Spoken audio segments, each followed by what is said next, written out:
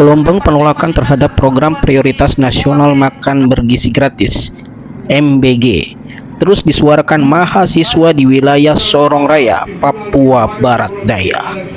Solidaritas mahasiswa menilai program tersebut belum sepenuhnya relevan diterapkan di tanah Papua, mengingat kondisi geografis dan akses pendidikan yang berbeda dengan daerah lain di Indonesia. Aksi penyampaian aspirasi dilakukan mahasiswa dengan membawa sejumlah tuntutan kepada pemerintah Provinsi Papua Barat Daya pada 4 Mei 2026. Dalam tuntutannya, massa aksi meminta pemerintah lebih memprioritaskan pembangunan sektor pendidikan melalui kebijakan pendidikan gratis hingga jenjang perguruan tinggi, serta percepatan pengadaan universitas negeri di Papua Barat Daya. Mahasiswa menilai implementasi MBG berpotensi menghadapi berbagai kendala teknis di Papua, terutama distribusi logistik ke wilayah terpencil, keterbatasan infrastruktur, transportasi, hingga belum meratanya fasilitas sekolah. Menurut massa aksi, tidak semua sekolah di Papua Barat Daya dapat menerima program MBG secara maksimal. Kondisi ini dinilai berpotensi menimbulkan ketimpangan pelayanan antar wilayah dan tidak sepenuhnya menjawab persoalan mendasar pendidikan di Papua Barat Daya. Selain tantangan distribusi, mahasiswa juga menyoroti potensi persoalan pengelolaan anggaran yang dinilai sangat besar.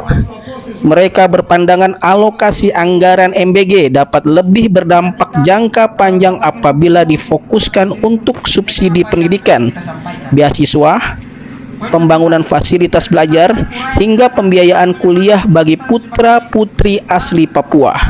Masih kritis terhadap program makanan bergizi gratis. Program makanan bergizi gratis dalam kurung MBG yang digulirkan pemerintah pusat dengan anggaran mencapai 71 triliun pada tahun 2026 patut dievaluasi secara objektif dari perspektif rakyat Papua. Secara konseptual, pemenuhan gizi anak adalah hal baik, namun implementasi MBG di lapangan justru menimbulkan masalah baru yang membahayakan keselamatan peserta didik.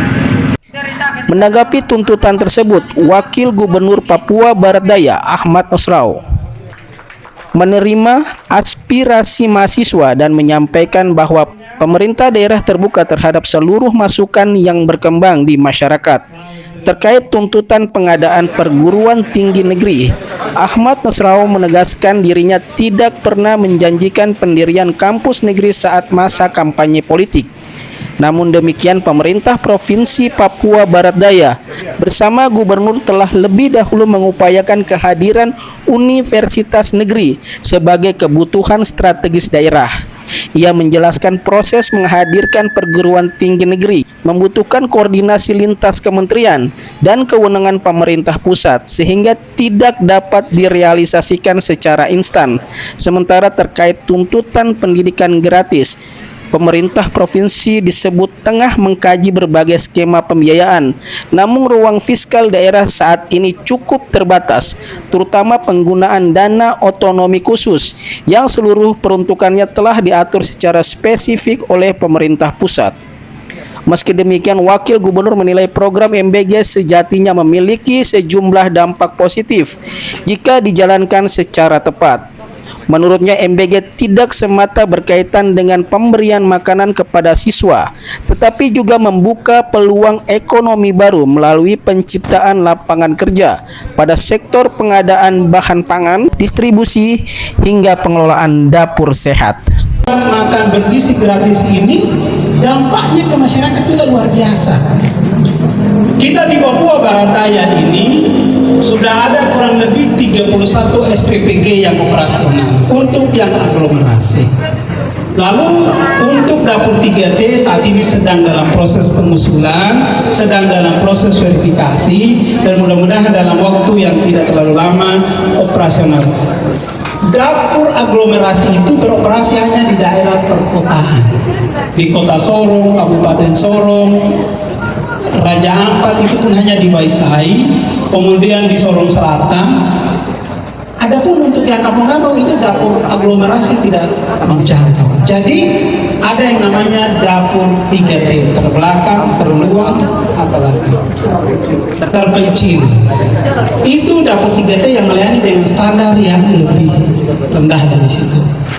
Manfaat dari program ini pertama menyerap tenaga kerja. Yang tadi adik-adik bilang bahwa pengangguran orang tidak kerja itu menyerap tenaga kerja lokal dan wajib hukumnya bagi pengelola SPG untuk untuk menarik tenaga kerja dari lingkungan di mana SPG itu berasal dan diprioritaskan kepada orang asli Papua. Aksi mahasiswa ini menjadi sinyal kuat bahwa isu pendidikan masih menjadi tuntutan utama generasi muda di Provinsi Papua Barat Daya. Di tengah kebijakan nasional yang terus berjalan, mahasiswa berharap pemerintah mampu merumuskan program yang lebih sesuai dengan kebutuhan real bagi masyarakat Papua, khususnya pemerataan akses pendidikan dan peningkatan kualitas sumber daya manusia. Dari Sorong, Papua Barat Daya, tim liputan mengabarkan.